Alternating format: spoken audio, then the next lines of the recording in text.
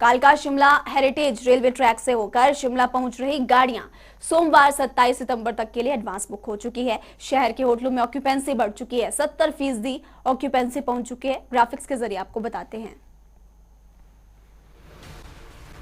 तो बड़ी संख्या में बाहरी राज्यों से सैलानी हिमाचल प्रदेश पहुंच रहे हैं। पर्यटकों से एक बार फिर से राजधानी शिमला गुलजार है। कालका शिमला रेलवे ट्रैक से होकर शिमला गाड़ियां पहुंच रही है। सोमवार 27 सितंबर तक के लिए एडवांस बुकिंग पहले से ही हो चुकी है। कालका शिमला के बीच इन दिनों 6 ट्रेनों का संचालन फिलहाल हो रहा है। 5 पहले से ही एडवांस बुक। शहर के होटलों में ऑक्यूपेंसी अब बढ़कर 70% पहुंच चुकी है। तो 5 ट्रेनें सोमवार तक के लिए एडवांस बुक हो चुकी है। सड़क मार्ग से भी बड़ी संख्या में सैलानी हिमाचल प्रदेश पहुंच रहे हैं। बीते 48 घंटों में करीब 8500 वाहन गुजरे हैं। रिज और माल रोड पर सैलानियों की चहलकदमी बढ़ चुकी है। तो पर्यटकों से हिमाचल प्रदेश की वादियां एक बार फिर से गुलजार हो चुकी है। इस वीकेंड पर आपको बता दें कि ऑक्यूपेंसी 70% तक पहुंच चुकी है।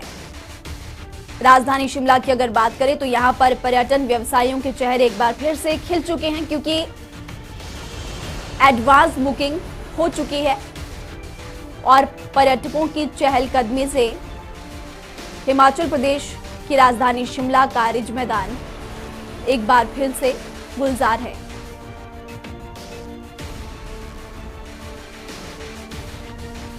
उधर सड़क मार्ग की अगर बात करें तो यहां पर भी बड़ी संख्या में पर्यटक हिमाचल पहुंच रहे हैं। बीते 24 घंटों में करीब 8500 वाहन बैरियर से क्रॉस हुए।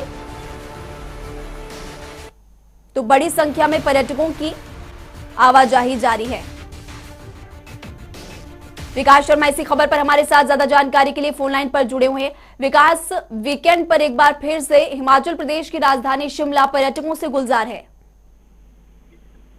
बिल्कुल महिमा, बिल्कुल सही आपने कहा है। और ऐसे में जिस तरह से सैलानियों की तादाद जो है वो पिछले 3 हफ्तों से लगातार देखी जा रही है, ऐसे में ये अंदाजा लगाया जा रहा है कि फिर से पटरी पर जो है, जो अर्थव्यवस्था पटरी से उतर चुकी थी वो दोबारा से लौट रही है। और ऐसे में कहीं ना कहीं अब जो पर्यटन विभाग भी है वो लगातार इस ओर प्रयास कर रहा है कि किस तरह से पर्यटकों की आमद बढ़े और जो सैलानियों के जो आने के बाद जो है उनको किस तरह से रियायतें दी जाएं, किस तरह से नए पैकेजेस उनको दिए जाएं, ताकि उनका रुझान जो है, जो पर्यटन स्थल हिमाचल प्रदेश के हैं, लगातार उनकी तरफ बढ़े।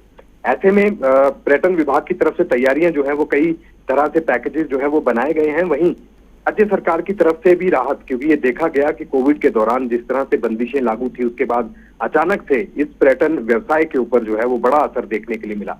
लेकिन अगर आज हाल फिलहाल की अगर बात करें तो अब पर्यटक जो है, क्योंकि अब सीजन जो है फिर से वापसी कर रहा है, पर्यटन सीजन जो है फिर से वापसी कर रहा है, मानसून जो है वो जाता हुआ नजर आ रहा है। तो ऐसे में फिर से तादाद अब पर्यटकों की बढ़ने लगी है। लेकिन जो ये वीकेंड रहता है, वीकेंड एक ऐसा मौका रहता है जब हिमाचल प्रदेश के, जिस तरह से शिमला की अगर बात करें, पहाड़ों की रानी शिमला की बात करें, कसौली है या इससे निकटवर्ती जो क्षेत्र हैं, लगातार इस तरफ जो है रुझान पर्यटकों का बढ़ता है। और अक्सर वीकेंड के मौके पर जो है वो लगातार इस तरह से पर्यटक जो है वो हिमाचल प्रदेश का रुख करते हैं। एक तरफ मौसम जो है वो बेहद खुशनुमा बन चुका है और जिस तरह से पिछले दिनों में बारिश हुई और पहाड़ों पर बर्फबारी जो है वो हल्की देखने के लिए मिली, कहीं ना कहीं इन तमाम चीजों का लुत्फ उठाने अब पर्यटक हिमाचल प्रदेश का रुख कर रहे हैं। और सभी पर्यटन नगरी हिमाचल प्रदेश की पर्यटकों से एक बार फिर से गुलजार होती नजर आ रही है, क्योंकि ऑक्यूपेंसी लेवल जो है होटलों में वो भी 70% के आसपास जो है वो पहुंच चुका है।